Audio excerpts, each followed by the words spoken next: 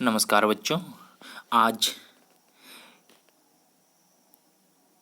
रचनात्मक लेखन के अंतर्गत पत्र लेखन विधा का अध्ययन करेंगे। बेटा, पत्र लेखन एक प्राचीन काल से संदेश वाहक की, लोगों को जोड़ने की एक बहुत बड़ी कड़ी के रूप में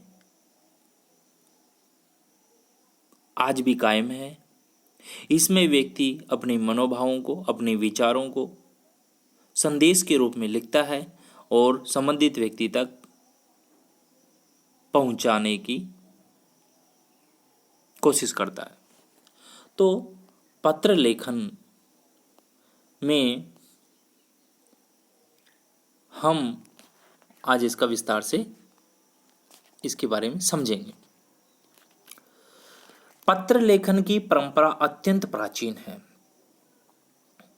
इसके लेखन की शैली भिन्न भिन्न होती है। पत्र लेखन के समय शब्दों का प्रयोग बहुत ही सोच समझकर करना चाहिए।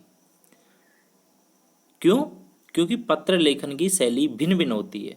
जब पत्र लेखन की शैली भिन्न भिन्न होती है तो शब्दों का प्रयोग भी बहुत ही सोच समझकर करना पड़ेगा। पत्र लिखते समय कुछ सावधानियां तथा तथ्यों का ध्यान रखें तो प्रभावपूर्ण पत्र लेखन किया जा सकता है। क्यों?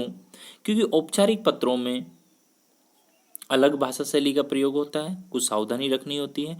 अनौपचारिक पत्रों में अलग विचारधारा का ध्यान रखना पड़ता है।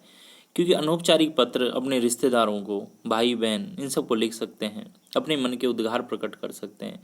पर औपचारिक पत्रों में आप ऐसा प्रकट नहीं कर सकते। जो बात है, जो तथ्य है, उसी को आपको लिखना होता है। पत्र लेखन में ध्यान देने योग्य बातें, देखो क्या क्या बातों की हमें ध्यान रखना है। पत्र की भाषा सरल, सजीव तथा रोचक होनी चाहिए। कैसी होनी चाहिए? सरल, सजीव, रोचक होनी चाहिए। तो आसानी से समझ में आना चाहिए, सजीवता का गुण होना चाहिए, उसमें रोचकता होनी चाहिए, इंटरेस्टिंग भाषा होनी चाहिए। पत्र में सरल तथा छोटे वाक्यों का प्रयोग करना चाहिए। बड़े वाक्य नहीं लिखे, छोटे वाक्य लिखें, सरल वाक्य लिखें, ताकि आसानी से समझ में आ सके। पत्र में इधर उधर की बातें न लिखकर अनावश्यक विस्तार से बचना चाहिए। पत्र में इधर उधर की बातें न लिखकर अनावश्यक विस्तार से बचना चाहिए। अब देखो, व्यक्तिगत पत्रों में आत्मीयता होनी चाहिए। जैसे अनौपचारिक पत्र हैं, व्यक्तिगत लिखते हैं, उनमें आत्मीयता होती है। औपचारिक पत्रों में आत्मीयता नहीं होती है। पत्रों के वाक्यों में तारतम्यता यानी सीक्वेंस, एक फ्लुएंसी तथा परस्पर संबंधबद्धता जरूर होनी चाहिए। मतलब वाक्यों में लिखते हैं तो में एक कंटिन्यूटी होनी चाहिए और परस्पर एक दूसरे से संबंधित होनी चाहिए, वाक्य जरूर होनी चाहिए। पत्र का समापन इस तरह करना चाहिए कि पत्र का सारांश उसमें झलकता हो। मतलब पत्र का समापन इस तरह करना चाहिए कि पत्र का सारांश उसमें झलकता हो। मतलब इस तरह उसका समापन करना चाहिए ताकि आखिरी पंक्ति में उस पत्र का सारांश स्पष्ट हो सके। तो ये पत्र लेखन में ध्यान देने योग्य बातें हैं। अगले देखते हैं, पत्र के भेद। आपको बता दिया गया, दो पत्र के मुख्यतः दो भेद होते हैं, औपचारिक पत्र और अनौपचारिक पत्र। फॉर्मल, इनफॉर्मल, ये दो लेटर होते हैं। आगे देखते हैं औपचारिक पत्र क्या होते हैं। ये किन्हें लिखे जाते हैं? ठीक है, मतलब जो सरकारी पत्र होते हैं अधिकतर ये औपचारिक पत्रों के अंतर्गत आते हैं। ठीक है, फॉर्मल लेटर। ओके। औपचारिक पत्र उन लोगों को लिखे जाते हैं जिनसे हमारा व्यक्तिगत परिचय नहीं होता है। कहने का तात्पर्य है कि औपचारिक पत्र उन लोगों को लिखे जाते हैं जिनसे हमारा व्यक्तिगत परिचय नहीं होता है। इसमें व्यक्ति का नहीं बल्कि उसके पद का महत्व होता है। मतलब उसके पद, उसकी पोस्ट का महत्व होता है। यह पत्र प्राय किसी विभागीय अधिकारी के लिए नहीं, यह पत्र प्राय किसी विभागीय अधिकारी के लिए या एक विभाग से दूसरे विभाग के लिखे जाते हैं। अर्थात ये सरकारी विभाग के अधिकारियों के लिए लिखे जाने वाले पत्र होते हैं औपचारिक पत्र। इसमें आत्मीयता का कोई समावेश नहीं होता है। ठीक है, इसमें हमें उससे व्यक्तिगत परिचय नहीं होता है। ये उसके पद को महत्व देता है, ये इसमें व्यक्ति का नहीं बल्कि उसके पद को महत्व होता है। जैसे लिखेंगे सेवा में श्रीमान, जिलाधीश महोदय, जिला कलेक्टर महोदय, नाम से मतलब नहीं है। सेवा में श्रीमान, सहायक अभियंता, बिजली विभाग है, आजकल तो निगम हो गई, जैसे हिमाचल विद्युत वितरण निगम, तो ये आजकल निगम हो गई है। तो यहाँ सेवा में श्रीमान चिकित्सा प्रभारी, ठीक है, सामुदायिक चिकित्सा केंद्र सुनहेत। तो हमने चिकित्सा अधिकारी को नाम लिखा है। तो इस प्रकार से यहाँ पद को महत्व दिया जाता है, उसके व्यक्तिगत परिचय को नहीं दिया जाता है इसमें। तो ये आपको समझ में आया होगा कि विभागीय अधिकारी के लिए लिखे जाते हैं एक विभाग से दूसरे विभाग के लिए। क्लियर। अगला दूसरा है औपचारिक पत्र के अंतर्गत निम्न प्रकार के पत्र आते हैं। अब कौन कौन से पत्र हैं औपचारिक पत्र में आते हैं? एक तो प्रार्थना पत्र होता है, एक आवेदन पत्र होता है, एक शिकायती पत्र होता है, एक संपादकीय पत्र, एक व्यावसायिक पत्र, एक कार्यालय पत्र। ये 6 तरह के पत्र होते हैं। ये औपचारिक पत्र के अंतर्गत ये आते हैं। प्रार्थना पत्र, आवेदन पत्र, जिसमें किसी बात का आवेदन किया गया हो, हैं, चाहे कोई सुविधा लेनी हो, कोई सब्सिडी लेनी हो, या कोई वैकेंसी निकली है, उसके लिए कोई पोस्ट, किसी लिपिक की पोस्ट खाली है, नहीं एलडीसी पोस्ट खाली है, या किसी स्कूल में कोई टीचर की पोस्ट खाली है, किसी बात की शिकायत के लिए किया जाता है, बिजली नहीं आ रहा, पानी नहीं आ रहा है, साफ सफाई नहीं हो रही है, तो उसके लिए शिकायत पत्र लिखा जाता है। संपादकीय पत्र, किसी अखबार में कोई खबर छपवानी है तो उसके एडिटर को पत्र लिखा जाता है, वो संपादकीय पत्र होते हैं। व्यवसाय से संबंधित प्रतिष्ठान में किसी में कोई चीज़ मंगवानी है, या कोई डिपो से कोई चीज़ मंगवानी है, या कितनी कॉपी ऑर्डर करना है, ये व्यवसायिक पत्रों के अंतर्गत आते हैं। कार्यालय पत्र, ये कार्यालय से दूसरे कार्यालय को लिखे जाने वाले पत्र आते हैं, कार्यालय पत्र। अगला प्रार्थना पत्र का प्रारूप। देखिए प्रार्थना पत्र का प्रारूप इस प्रकार का होता है। तो देखो, माना कि परीक्षा भवन से हम लिख रहे हैं, वो स्थान जहाँ से पत्र लिखा जा रहा है, ठीक है, किस विद्यालय से, किस नगर में है, दिनांक हो। अब किसको लिख रहे हैं, लिखने वाला ऊपर, किसको लिखा जा रहा है, सेवा में श्रीमान प्रधानाचार्य जी, इसमें विद्यालय का नाम आएगा नीचे, फिर उसका पता आएगा। जैसे सेवा में श्रीमान केंद्रीय, सेवा में श्रीमान प्रधानाचार्य प्राचार्य महोदया, फिर विद्यालय का नाम, जो भी विद्यालय है, चाहे केंद्रीय विद्यालय, आगे किसी भी जगह का है, फिर उसका पता लिख दीजिए, नाम लिख दीजिए, विषय किस विषय से संबंधित है, फिर महोदय है, ठीक है, अगर मैडम है प्रिंसिपल तो महोदया लिख दीजिए, और फिर यहाँ से शुरुआत कीजिए, और सारा का सारा बाईं साइड में, देखिए जो भी कुछ लिखना आपको बाईं साइड में लिख जाए। नीचे धन्यवाद लिखिए, फिर आज्ञाकारी आपका शिष्य लिखिए, आपका आज्ञाकारी शिष्य, उसमें आपके हस्ताक्षर हो, नीचे नाम हो, क्लास हो, रोल नंबर हो। ये प्रार्थना पत्र का प्रारूप होता है, ठीक है। कौन सबसे पहले जो कहाँ से पत्र लिखा जा रहा है वो लिखिए, फिर किसको लिख रहे हैं उसके बारे में, फिर उसमें कहाँ पे उस विद्यालय किस संस्था का नाम है, यदि विद्यालय का नाम है, चलो ये तो विद्यालय का नाम है, कोई विभाग का नाम होता तो उस विभाग का नाम होता, फिर वो कहाँ है विभाग, किस जगह स्थान, उसका स्थान का पता होता। तो ये प्रार्थना पत्र का प्रारूप है। अब जैसे मान ये उदाहरण है छोटा सा, इसको ले देखते हैं। अपने विद्यालय में खेल का सामान मंगवाने के लिए प्रधानाचार्य को पत्र। देखिए परीक्षा भवन, ऊपर आपने लिखा परीक्षा भवन, भाई परीक्षा से लिख रहे हैं आप, तो जो भी आपका विद्यालय है उसका नाम लिख दीजिए। जैसे इसमें क्या लिखा गया, विद्यालय, कुछ भी विद्यालय आप ले, राजकीय उच्च माध्यमिक विद्यालय कोई भी, भोपाल, दिल्ली है, या फिर कोई लिख दीजिए आप, कोई छोटा सा कोई शहर है, जैसे आप लिख दीजिए पानीपत, ठीक है, सोनीपत, अंबाला, हरियाणा, इस तरह जो भी आप लिखने, या फिर राजकीय माध्यमिक विद्यालय बाड़मेर, राजस्थान, जितना दिनांक है ये लिख दीजिए। फिर सेवा में, ये सेवा में लिखना है बेटा, ये जरूरी है, सीधा प्रधानाचार्य नहीं, टू द लिखते हैं ना ऐसे। तो सेवा में प्रधानाचार्य, श्रीमान प्रधानाचार्य महोदय, ऐसे लिखिए। ये भी लिखा है और भी सही है, परंतु आपको हमें जो सिस्टमेटिक है उसी तरीके से चलना है।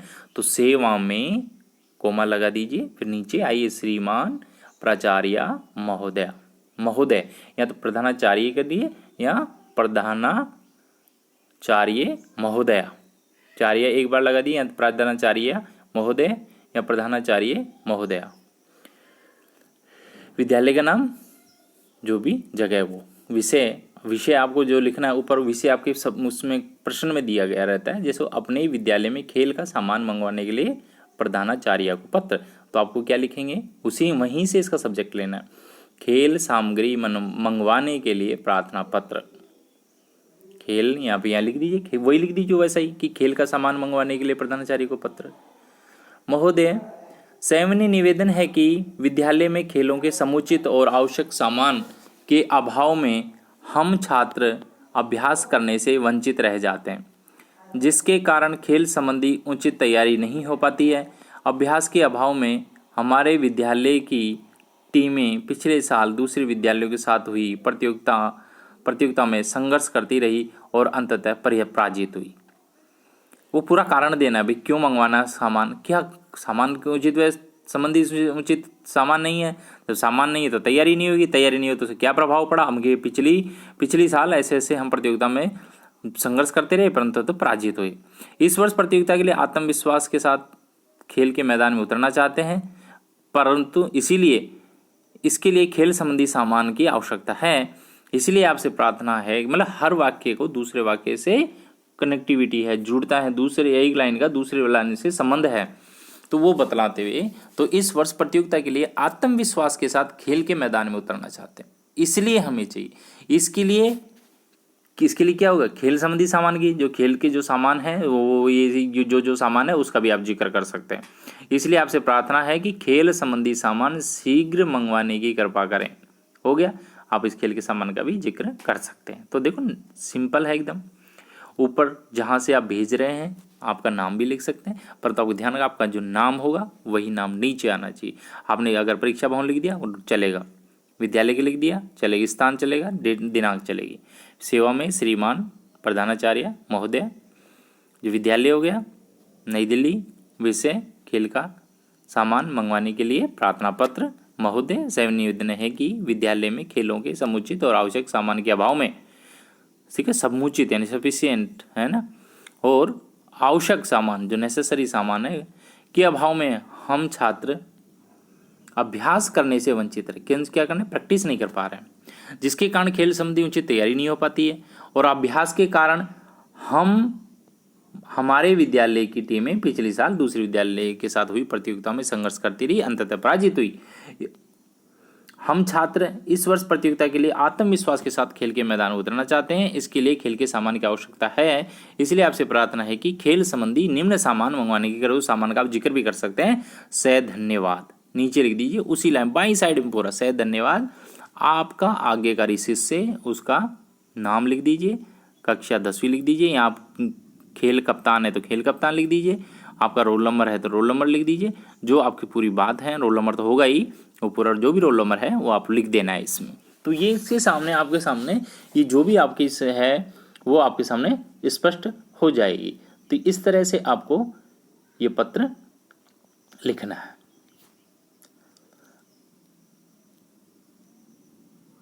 तो ये आवेदन पत्र है और ये शिकायत पत्र है। अभी हम आपको भाई ये इसको पढ़ाएंगे आज। इसको देखिए, शिकायत पत्र। आपका टेलीफोन लगभग 10 दिन से खराब है। आपने महानगर टेलीफोन निगम की दोष सुधार सेवा विभाग में कई बार शिकायत दर्ज करवाई, किंतु परिणाम जो का त्यों है। इसकी शिकायत करते हुए महानगर टेलीफोन निगम के प्रबंधक को पत्र लिखिए। मतलब टेलीफोन 10 दिन से खराब है, और जहाँ पर दोष निवारण जो सेवा केंद्र है वहाँ शिकायत दर्ज करवाई, परंतु रिजल्ट नहीं निकला है। तो देखो क्या लिखा, कहाँ से लिखे, देखो कहाँ से लिखा आपने, कहाँ से भी लिख रहे हो, ये D111 लक्ष्मी नगर नई दिल्ली, ये पिन कोड है, ये दिनांक है, इस तारीख का पत्र, किसको, सेवा में श्रीमान प्रबंधक, ठीक है। कहाँ का है, महानगर टेलीफोन निगम, ये लिख दीजिए महानगर टेलीफोन निगम, ऊपर प्रश्न में लिखा हुआ है, ठीक है। किसको लिखना है, महानगर टेलीफोन निगम के प्रबंधक को, तो वही लिखिए आप लोगों को, किसको से लिखा हुआ है, प्रश्न में लिखा हुआ है, सेवा में श्रीमान प्रबंधक महोदय महानगर टेलीफोन निगम नई दिल्ली। विषय खराब टेलीफोन के संबंध में, या खराब टेलीफोन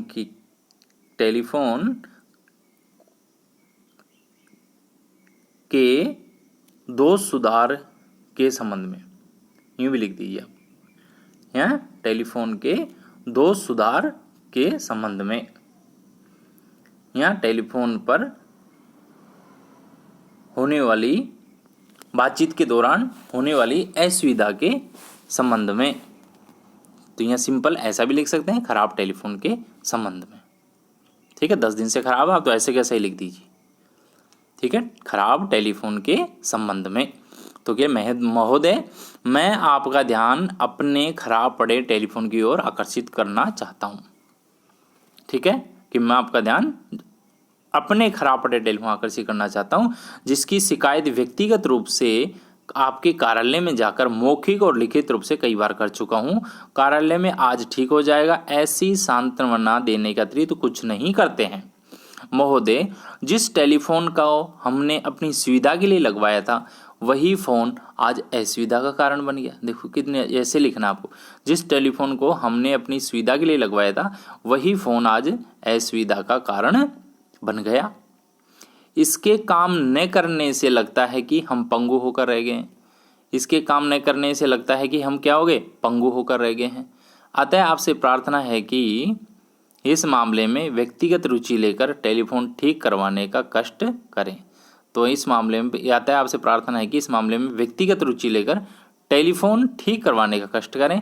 आपकी अति कृपा होगी। सह धन्यवाद। बहुदीय संतोष कुमार। वही ऊपर वाला पता आपको लिखने की जरूरत नहीं है, यहाँ लिखना चाहते हो तो लिख दीजिए, वो आपके लिए सही। तो ये शिकायत पत्र, ये दो तो हमें आते ही हैं, आवेदन, ये प्रार्थना पत्र और शिकायत पत्र। दूसरा, और शिकायत पत्र का प्रारूप देखें आपने, ऊपर वही पता है, दिनांक है, अधिकारी का पदनाम है, ठीक है, वही कार्यालय का क्या हो गया, नाम हो गया, पता हो गया, संबंधित विषय का उल्लेख हो गया, संबोधन हो गया, विषय वस्तु हो गया, धन्यवाद हो गया, और यहाँ पर आपका वही नाम हो गया, हस्ताक्षर हो गया, वही पता हो गया। ये शिकायत पत्र होते हैं। अब आते हैं आवेदन पत्र। आवेदन मतलब किसी चीज़ के लिए आवेदन किया पत्र, वही पता भेजना वही है, कोई दिनांक जहाँ से लिख रहे हैं उसका पता हो जाएगा, दिनांक हो जाएगा, किस अधिकारी के नाम है, संस्था का नाम, विषय हो जाएगा, महोदय शुरुआत, समुचित विषय वस्तु, फिर स्वयवर्त, खुद के बारे में लिखना है, इसे बायोडाटा बोलते हैं बेटा, बायोडाटा, स्वयवर्त को बोलते हैं बायोडाटा, नीचे समापन, बहुदीय और बाद में आपके हस्ताक्षर, नाम जो भी है। अब देखिए, तो देखो, सर्व शिक्षा अभियान के अंतर्गत चल रहे रात्रिकालीन शिक्षण केंद्रों में प्रौढ़ों को पढ़ाने के लिए, तो देखो रात्रिकालीन शिक्षण की, ये रात्रिकालीन, देखो सर्व शिक्षा अभियान मतलब सबको शिक्षित करने का अभियान चल रहा है शिक्षा विभाग ने। तो रात्रिकालीन शिक्षण केंद्रों में, रात्रिकालीन शिक्षण केंद्र होते हैं शाम के समय में, प्रौढ़ों को यानी बूढ़े व्यक्तियों को पढ़ाने के लिए अंशकालीन शिक्षकों की आवश्यकता है, जो कम से कम सेकेंडरी तक पढ़े हों, मतलब 10वीं तक पढ़े हों। इस कार्य के लिए प्रौढ़ शिक्षा जयपुर राजस्थान को आवेदन लिखिए। किसको लिखना है, प्रौढ़ शिक्षा जयपुर राजस्थान को पत्र लिखिए। तो वहाँ कौन है, निदेशक है, डायरेक्टर बैठता है, ठीक है। तो आप कहाँ से लिखेंगे, ये फलानी फलानी कॉलोनी है, जैसे इसे जय कॉलोनी है, जैसे मानसरोवर कॉलोनी हो गई, जयपुर राजस्थान हो गया, ठीक है। कुछ भी आप यहाँ पे कोई कॉलोनी का नाम लिख दीजिए, जगह लिख दीजिए और राजस्थान लिख दीजिए, ठीक है। जैसे आप लिख दीजिए मालवीय नगर लिख दीजिए, कानपुर उत्तर प्रदेश, ये दिनांक ऐसा। फिर सेवा में निदेशक महोदय, प्रौढ़ शिक्षा जयपुर राजस्थान। यहाँ पे अगर दूसरा एड्रेस दिया है प्रौढ़ शिक्षा जयपुर के अलावा भोपाल दिया है, मध्य प्रदेश दिया, तो वो आप लिख दीजिए। विषय अंशकालिक शिक्षक पद हेतु आवेदन पत्र, क्योंकि लिखा हुआ है अंशकालिक शिक्षकों की आवश्यकता है, तो अंशकालिक शिक्षक पद हेतु आवेदन पत्र। महोदय, समाचार पत्र नवभारत टाइम्स, वो लिखना पड़ेगा भाई किस समाचार पत्र में ये विज्ञप्ति निकली है।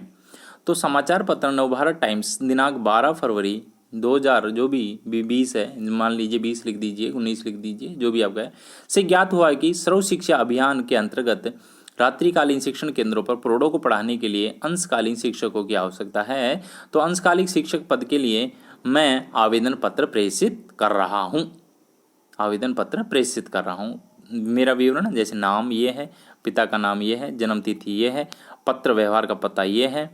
पत्र व्यवहार यानी आप किस इस पते पे आप पत्र करें, ठीक है। ये पूरा पत्र व्यवहार का पता यानी पत्रालय बोलते हैं इसे, पत्र व्यवहार का पता या पत्राचार का पता, ये पूरा हो गया।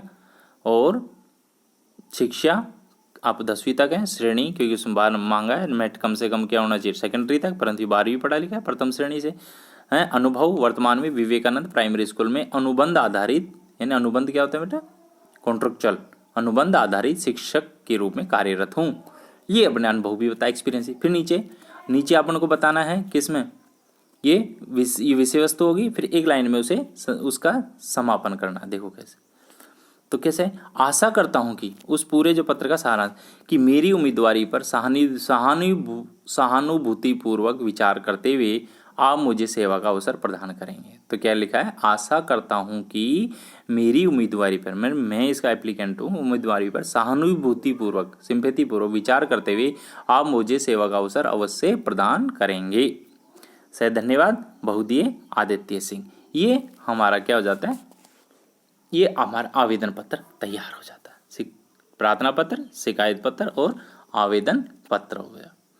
तो ये स्वयवर्त कहलाता है। ये जो हमने जो ये पढ़ा है ये संक्षिप्त विवरण हो गया, जैसे आपको यहाँ बताया था, ये संक्षिप्त विषय वस्तु हो गई, ठीक है। यहाँ इसमें विज्ञप्ति निकली है, और ये पूरा जो है ये स्वयवर्त, इसे बायोडाटा बोलते हैं, ये बायोडाटा हो गया, और ये समापन हो गया। और से धन्यवाद बहुदिए। इस प्रकार से हमारा आवेदन पत्र कुछ भी विषय का हो आपको इसी तरह आपको लिखना है, ठीक है। और ये आपका शिकायत पत्र हो गया। आज हमने 3 पत्रों का अध्ययन किया है। अभी चौथा पत्र देखते हैं, संपादकीय पत्र। संपादकीय पत्र होता है बेटा संपादक के नाम लिखा जाने वाला पत्र, संपादक के नाम किसी अखबार में, ठीक है। उसका पता है वही, दिनांक वही, संपादक को सेवा में श्रीमान, समाचार पत्र का नाम, प्रकाशित होने का स्थान कहाँ से हो सकता है, विषय होता है, संबोधन होता है, विषय वस्तु होती है, धन्यवाद होते हैं, और वो स्वयं निर्देश वही हस्ताक्षर आपके नाम होते हैं। उसी तरह आपको लिखना है। जैसे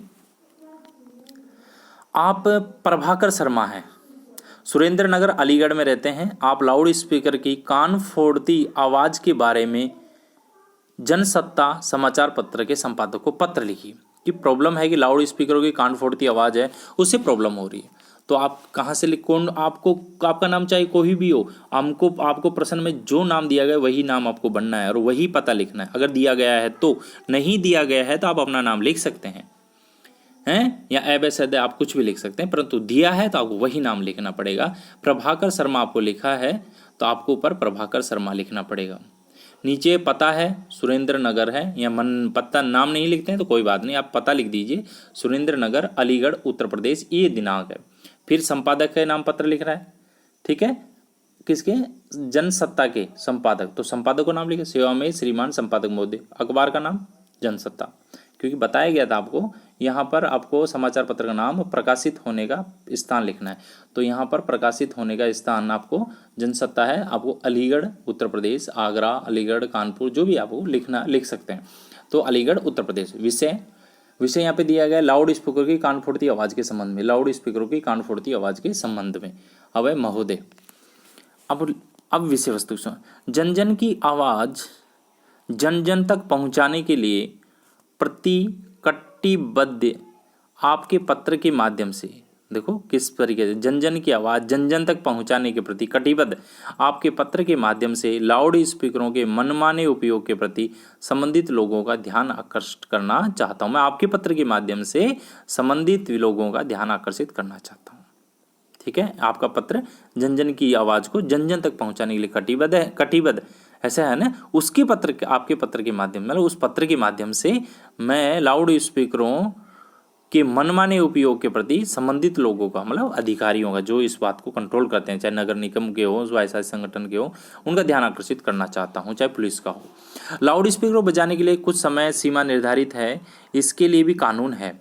जनता को उसके बारे में जानकारी न होने से दुकानदार मनमाने ढंग से ऊंची आवाज में देर रात तक लाउड स्पीकर बजाते रहते हैं। देखो क्या क्या लिख रहा है कि लाउड स्पीकर को बजाने के लिए कुछ समय सीमा निर्धारित है, इसके लिए कानून भी है, और जनता को उसके बारे में जानकारी नहीं होने से हर चीज़ हर लाइन का दूसरे से संबंधित है। लाउड स्पीकर बजाने के लिए कुछ समय सीमा निर्धारित है, इसके लिए कानून भी बने हुए हैं, और जनता को उसके बारे में जानकारी नहीं होने से दुकानदार मनमाने ढंग से ऊंची आवाज में देर रात तक लाउड स्पीकर बजाते रहते हैं। यह उचित नहीं है। यदि कोई आम आदमी कानून का सहारा लेकर प्रशासन से शिकायत करता है तो घर बैठे एक मुसीबत आ सकती है। यदि कोई आम आदमी कानून का सहारा लेकर प्रशासन से शिकायत करता है तो घर बैठे एक मुसीबत आ सकती है। कुछ लोग प्रशासन की ढील का अनुचित लाभ उठाकर रात भर ऊंची आवाज में लाउड स्पीकर बजाकर दूसरों की नींद में व्यवधान डालते हैं और बच्चों की पढ़ाई में व्यवधान डालते हैं। ये भी आप लिख सकते हैं। यह उचित नहीं है। सभी नागरिक अपने अधिकारों और कर्तव्यों को समझें और उनका पालन करें। और लाउड स्पीकर का उपयोग प्राय उत्सवों पर किया जाता है। इसके लिए प्रशासन से अनुमति ली जा सकती है। धार्मिक राजनीतिक या किसी भी प्रकार के व्यक्तिगत और सामाजिक उत्सवों पर लाउड स्पीकरों का ऐसे उपयोग करना जो दूसरों के लिए परेशानी का कारण न बने। ठीक है, तो इस तरह मतलब धार्मिक राजनीतिक और सामाजिक उत्सव लाउड स्पीकर उपयोग ऐसे करना चाहिए जो दूसरों के लिए परेशानी का कारण न बने। मतलब उसी नियमित समय सीमा दायरे में कम आवाज में उसका उपयोग करें ताकि दूसरों को बाधा न बने। आपसे अनुरोध है कि इस विषय को अपने सम्मानित पत्र में स्थान देने की कृपा करें। तो कहते हैं कि इस विषय को आपके सम्मानित पत्र में स्थान देने की कृपा करें ताकि संबंधित लोगों का ध्यान इस ओर जाए और ध्वनि प्रदूषण में कमी आए और जन सामान्य को शांति मिल सके।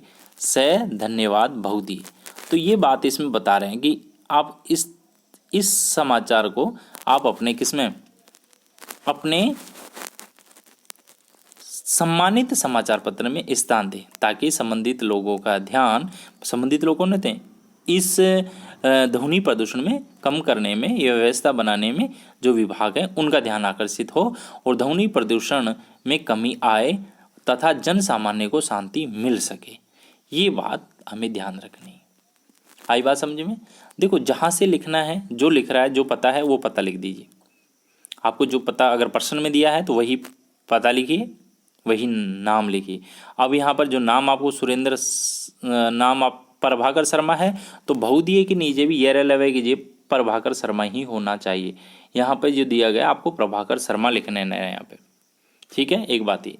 दूसरा पता जहाँ से सुरेंद्र नगर अलीगढ़, डेट हो गई। किसके नाम? संपादक के नाम सेवा में श्रीमान संपादक मुद्दे का। अखबार का नाम जनसत्ता है। यहाँ पंजाब केसरी है तो पंजाब केसरी लिख दीजिए, अलीगढ़ उत्तर प्रदेश। विषय लाउड स्पीकरों की कान फोड़ती आवाज़ के संबंध में। फिर महोदय कर दीजिए, फिर उसकी शुरुआत कर दीजिए। कैसे? जन जन की आवाज़ जन जन तक पहुंचाने के प्रति कटिबद्ध आपके पत्र के माध्यम से मैं लाउड स्पीकरों के मनमाने उपयोग के प्रति संबंधित लोगों का ध्यान आकृष्ट करना चाहता हूं। ठीक है, फिर लाउड स्पीकर बजाने के लिए कुछ समय सीमा निर्धारित है, उसके लिए कानून भी बने हुए हैं। जनता को उसके बारे में जानकारी नहीं होने से लोग या दुकानदार मनमाने ढंग से ऊंची आवाज में देर रात तक लाउड स्पीकर बजाते रहते हैं। यह उचित नहीं है।